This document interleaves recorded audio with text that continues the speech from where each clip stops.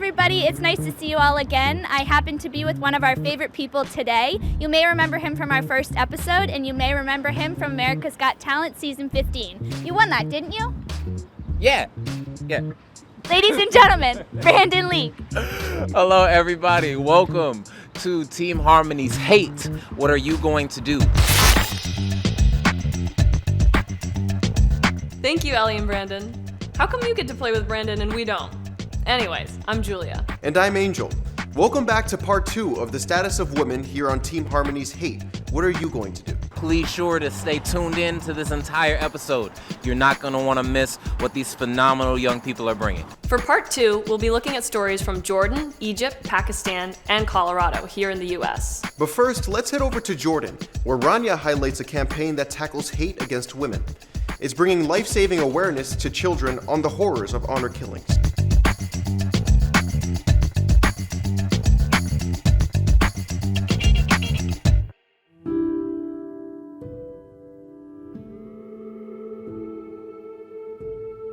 Jordan, a small country in the Middle East, celebrated for its culture, commitment to tradition and historical landmarks, is also home to one of the highest rates of honor killings in the world. July 28, 2020 headlines. Father smashes daughter's skull with a concrete block. 30-year-old Ahlam was brutally murdered by her own father after he discovered his daughter's involvement in an illegitimate relationship. Right after, he calmly sat beside her body, smoking a cigarette and drinking tea while waiting for the police to arrive. November 2019 headlines. Husband gouges out wife's eyes with his own hands. The crime took place right in front of her children, despite her plea to spare one eye so she would be able to see them. The motive? She dared to argue with her husband. Our campaign focuses on tackling hate against women in our local community. Honor crimes is a pressing issue in the Middle East. However, we were never invested in the injustice and root cause of this matter because of the fact that there wasn't enough awareness targeted towards young children. Thus, we were inspired to raise awareness against gender inequality in our local community. The past couple months, we went on a quest to discover what the local citizens think and feel about the role and treatment of women in the Jordanian society. Fortunately, we were able to interview a diverse group of people ranging from women's rights advocates, renowned journalists, teachers, friends, and family members. In this compilation video, you will be able to get an insight on how our community feels about the gender norms and gender inequality in Jordan. We need to break the taboo. I think that young Jordanian women have started breaking the taboos. There was a campaign, Speak Up, last year maybe, or the year before. We had already done a study, and the study showed that 89% of all those we interviewed had at least once in their lives experienced one form or another of sexual harassment. I think people who don't know the religion very well, maybe you can say, oh, because it is religious, that's why women are oppressed. But I think it's more a cultural construct than it is a religious construct. I mean, you still see a lot of conservative families where the woman is not allowed to get a job and she's not allowed to work outside of the house. It's not about the person anymore, it's about yourself. It's an honor killing, you're protecting the honor of the family. Unfortunately, you always have people who will carry certain thoughts and ideologies, and it's hard to change it. So we have to focus on encouraging men and women to look at women as human beings with brains, with values. But I think, of course, here for the younger generation, you have to keep going after what you believe in. You have to keep fighting for raising awareness and believing that you can make a difference. Social changes, they can happen in many different ways, but I think education is really, really important. And we have to put that puzzle piece into play. It's also up to you and the way you want to show up, the way I want to raise my kids, the way I want to be treated as a woman, where you put your boundaries and learn how to put them as you grow up. But I need there to be education for the men also to realize that, in whatever it is, it's a partnership. Thank you, Rania, for showing us that people can take action right where they are. Now, let's go to Egypt, where Salma shares a story of a woman who regretted having FGM, female genital mutilation, inflicted upon her daughters, and recounts the dangerous complications.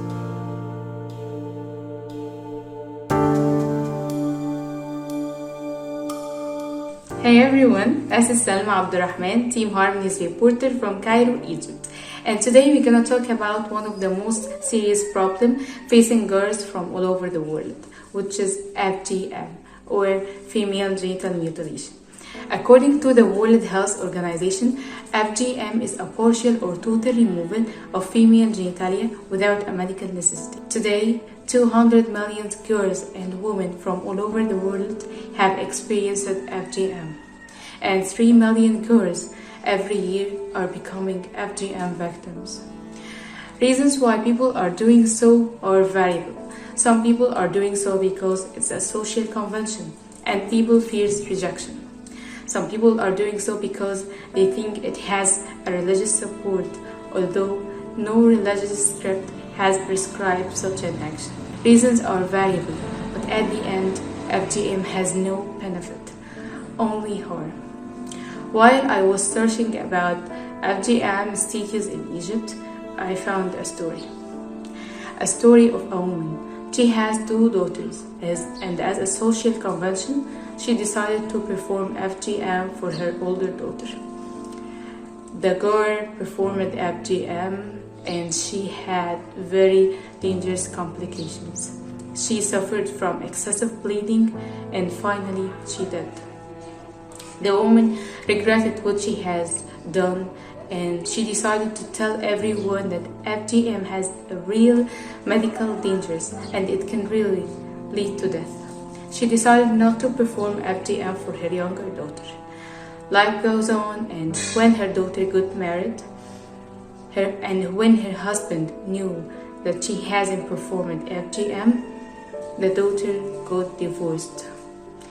The daughter and her mother faced hard hate and rejection just because she hasn't performed FGM, like it's a shame. This story tells us one thing, is that we need to change people's mindset.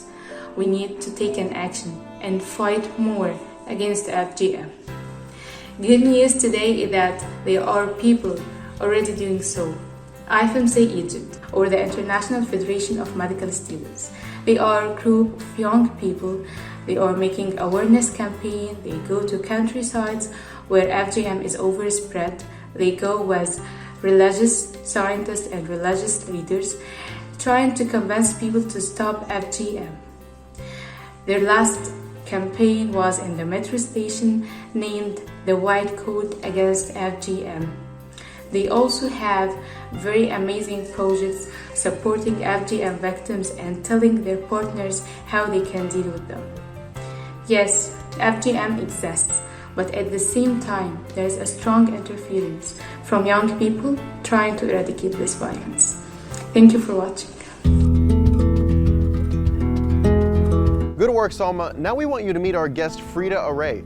Frida is a real-life princess from Cameroon who, get this, became an immunology and infectious disease specialist with experience in preclinical models for drug and vaccine development. Now, Frida, I'm not too sure what I just said there, so for the people like me who don't know what that means, what does it really mean? Well, basically what I study or work on is the immune system, which is the army that your body uses to fight against the bad bugs. And the bad bugs for us in infectious diseases are viruses, bacteria, and fungi. That's it. When did you decide this is what you wanted to study?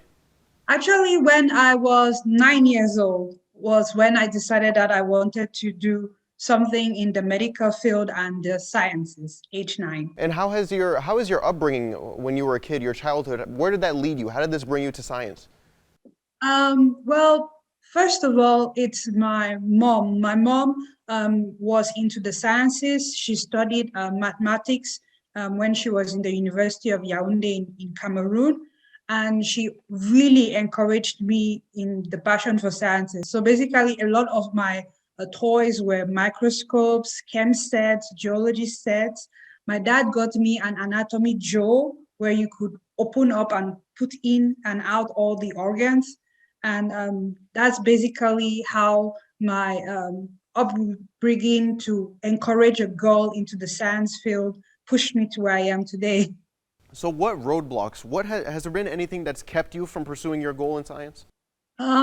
My first roadblock would be my inner voice. I have bad imposter syndrome. Sometimes I wondered if I'm the right Frida there, especially being in Germany with all the Fridas around. And the other roadblocks I've encountered is a little bit of like what society view you as or me as. For example, being a woman, being a Black woman, being a dark-skinned Black African woman. So those are the little things that you sometimes have to learn to crawl over or just bargain through. So how do you wake up every day and have those roadblocks but decide, you know what, no, I'm going to push through it? How do you continue to push through all those roadblocks? First of all, with my cultural, tribal background and my faith, you think about all those women who have come in front of you and fought so hard and they've passed the baton on to you. So you have to hold that baton tight and run that race because you're also doing it for all the younger girls behind you in whichever country. So I always want to feel that if you're a little girl who is like me, whether you're a Dalit or lower caste, dark-skinned South Indian girl or an Afro-Brazilian, an African-American, or even a girl who lives in the slums of Nairobi or Douala, Cameroon, you see me, you hear my story, you know that I'm forging ahead for you to also come behind me to keep that path open for all the future generations of women coming behind us. And yeah, it's all about the womanhood mostly.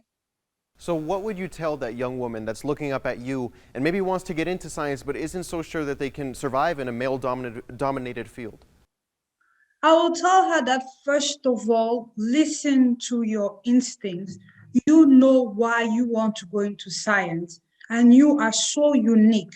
So basically, what you bring to science is something that no one else will bring. Second thing is look at all the people around you and your environment. There is someone who has that information that can help guide you. And now with the internet, it is much more easier. Just start cold emailing people like crazy. LinkedIn, Facebook, Instagram, any possible mentor you can find, someone will bite.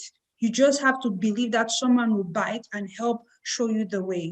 So in your journey so far, what is the single best piece of advice you've ever received? Single best piece of advice. Be kind to yourself. Be gentle with yourself. You work so hard. You do so much. Sit down, take time every 3 to 6 months and be like, what have I accomplished? And even if it doesn't look like a lot, it is a lot. So that's the thing. Be kind to yourself. Be patient with yourself. So that's the best advice I've been given lately. Perfect. Frida, thank you so much for joining us. That was awesome. You're welcome. Thank you for having me. Now let's go to Laiba in Pakistan, who explains the tradition of early and forced marriages. This act of social injustice hijacks the childhood of millions of girls under the age of 18.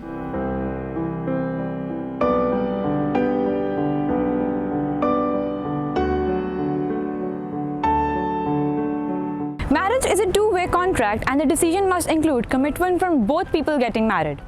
But in various parts of the world, there are millions of young girls who are married without their full consent and are confined to live in a patriarchal system. Yes, I'm talking about early and forced marriages, and this is Laiba Umar. Early marriage is a major violation of human rights, child protection, and international laws. This tradition of social injustice rips off childhood from millions of girls under 18, evacuates their basic right of education, snatches their freedom, and traps them in the cycle of poverty, where they have no control over their life and are bound to live according to their husbands. All of this results in a higher risk of domestic violence, low literacy rate, an unstable mental and physical health, and an unhappy relationship, gender inequality, and lastly, economic instability. I was in my matriculation when my marriage was fixed, but I have to study and become a designer. How can I live my life with an unknown guy, 10 to 12 years older than me? How long could I see this happening to me? I wanted to take a step so that tomorrow it doesn't happen to someone else. So I spoke to my mother, but she was also extremely terrorized by my family. We were threatened with eviction. What's the point of a relationship that doesn't involve me and my will? I broke the chain so no one else suffered this injustice. Pakistan has the 6th highest number of child brides in the world, with 21% of them are married before they turn 18 and 3% are married even before 15. The problem gets worse when people don't even consider early or child marriage an issue, hence no consideration is given to age during legal paperwork. My name is Fatma Chaddar and I am the chairperson Punjab Women Protection Authority. The minimum age for a girl to get married in Punjab is 16 and we know it is still very young. Before getting married, first of all, her education must be completed. She should know her rights. If she would know her rights, definitely she wouldn't tolerate violence against her.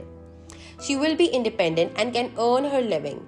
There are many skill development institutions and some industries that teach girls life earning skills and help them to be financially independent. We are strongly encouraging that the minimum age of the girl to marry should be 18.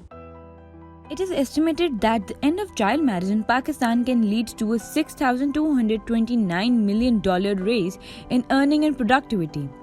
As an individual, we can take minimal steps to stop this bigotry, such as raise awareness about children and women rights in your community, educate families about sexual and mental health, help girls in getting education and support them in becoming financially independent. Last but not the least, and the most important one, demand your government for the law enforcement.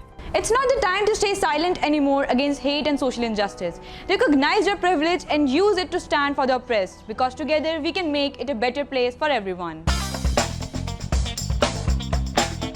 Nice job, Laiba. Thank you very much. Now, let's turn to Maya in Colorado, here in the US, for a more uplifting piece.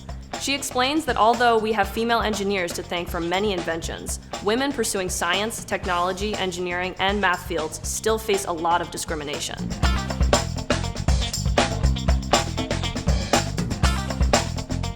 This is Maya, reporting from Colorado in the United States. But without the camera lens I'm using to record this video, the Wi-Fi you're streaming it on, and the computer algorithm that gets it from my lips to your ears, I wouldn't be reporting at all. And for each of those inventions, we have female engineers to thank. But women pursuing science, technology, engineering, and math fields face a lot of discrimination. It goes all the way back to when I was in school and being discouraged, even as a senior in high school, wanting to pursue engineering and having one of my teachers pull me aside and say, you know, you really ought to think about something else. That's probably not for you. That is Wendy Merchant, a woman who is fighting the discrimination women face in STEM fields by educating youth. She's the founder and executive director of an organization called STEM Blazers. I worked for 20 years in the industry as a mechanical engineer. And while I was focusing on opportunities for robotics and engineering and coding for my son, I found that there were very few young ladies who were engaging in these opportunities. And so I started to do some research. And basically when you got into, any kind of computer engineering, technology, coding, anything like that, the number of women choosing those careers and working in them were in the single digits. And so I felt very strongly that I needed to encourage the next generation of young women to pursue a career in STEM, especially engineering. And I'm very passionate about that.